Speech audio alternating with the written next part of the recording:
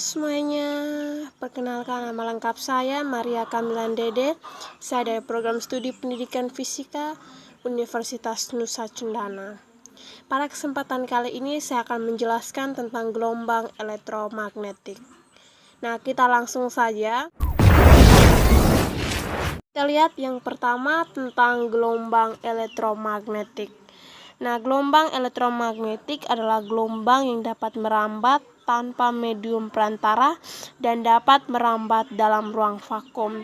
Seperti yang kita lihat di gambar, gelombang ada arah medan listrik dan juga arah medan magnet.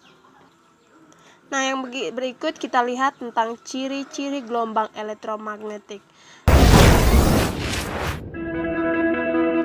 Nah, ciri-ciri gelombang elektromagnetik ini yang pertama adalah perubahan medan listrik dan medan magnet terjadi pada saat yang bersamaan sehingga kedua medan memiliki harga maksimum dan minimum pada saat yang sama dan pada tempat yang sama.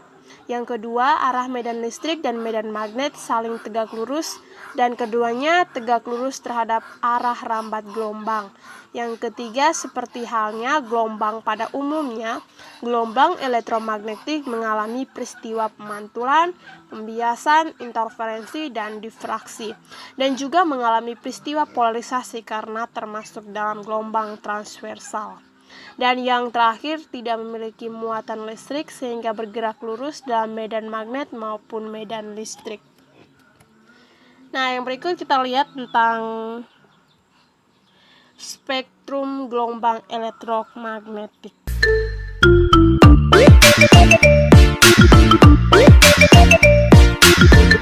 Susunan semua gelombang elektromagnetik itu berdasarkan panjang gelombang dan frekuensinya, disebut spektrum elektromagnetik. Gambar spektrum elektromagnetik disusun berdasarkan panjang gelombang atau diukur dalam satuan meter, yaitu mencakup kisaran yang pertama, energi yang sangat rendah dengan panjang gelombang tinggi dan frekuensi rendah seperti gelombang radio. Yang kedua, energi yang sangat tinggi dengan panjang gelombang rendah dan frekuensi tinggi seperti radiasi X-ray dan gamma ray. Nah, kita bisa lihat seperti gambar sketsa spektrum gelombang elektromagnetik ini.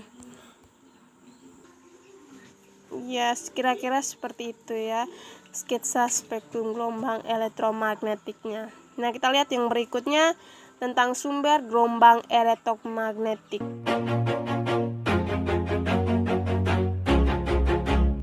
Sumber gelombang elektromagnetik ini dibagi atas 5, yaitu yang berdasarkan yang pertama lampu merkuri menghasilkan ultraviolet, yang kedua inti atom yang tidak stabil menghasilkan sinar gamma, yang ketiga osilasi listrik menghasilkan gelombang radio, yang keempat penebakan elektron dalam tabung hampa pada keping logam menghasilkan sinar X atau digunakan untuk rontgen. Dan yang terakhir, sinar matahari menghasilkan sinar inframerah. Nah, yang berikut kita lihat contoh penerapan gelombang elektromagnetik dalam kehidupan sehari-hari. Nah, yang pertama itu adalah gelombang radio, yang kedua itu gelombang mikro, yang ketiga sinar inframerah, yang keempat cahaya tampak, yang kelima ultraviolet, yang keenam sinar X, dan yang terakhir adalah sinar gamma. Oke, kita lihat kesimpulannya ya. Jadi kesimpulannya itu yang pertama, gelombang elektromagnetik adalah gelombang yang dapat merambat tanpa medium perantara dan dapat merambat dalam ruang vakum. Nah, yang kedua, gelombang elektromagnetik dihasilkan dari perubahan medan magnet dan medan listrik secara berurutan, di mana arah getar vektor medan listrik dan medan magnet saling tegak lurus.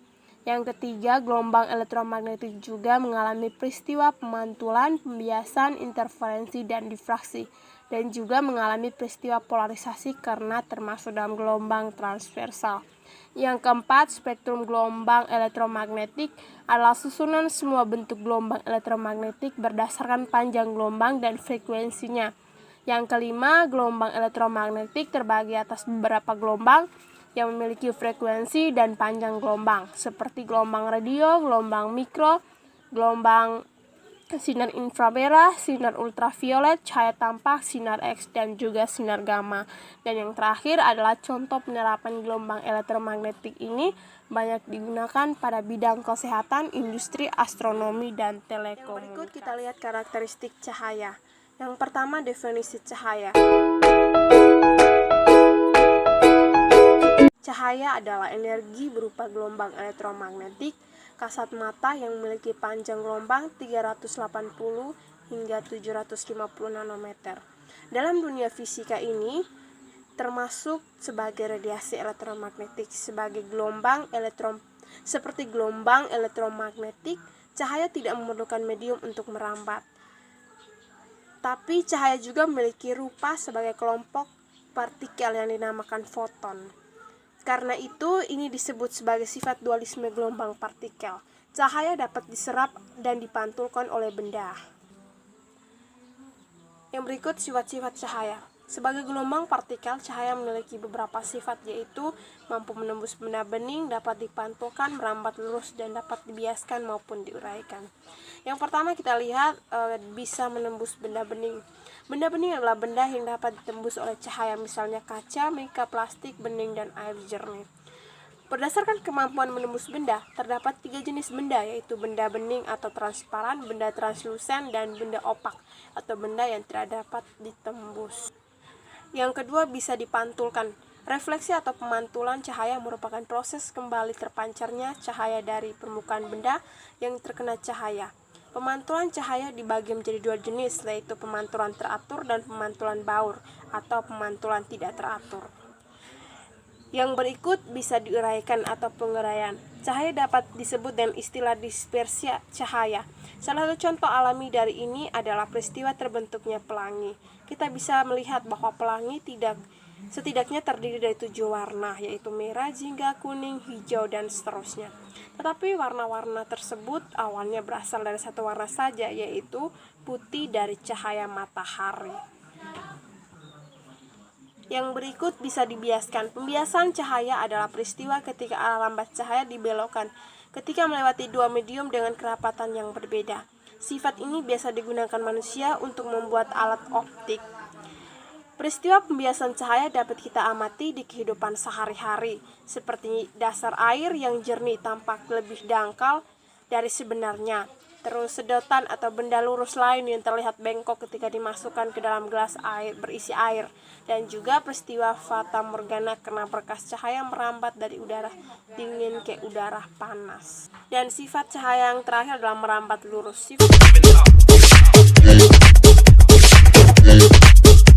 Sifat cahaya yang terakhir ini adalah merambat lurus ketika melewati satu medium. Kita bisa mengujinya dengan menyalakan senter dan cahaya akan terpancar dengan lurus. Karena itu, sifat ini juga digunakan manusia. Contohnya pada lampu kendaraan bermotor untuk menerangi jalan. Oke teman-teman, mungkin hanya itu saja materi karakteristik gelombang elektromagnetik yang bisa saya paparkan. Sekian dan terima kasih.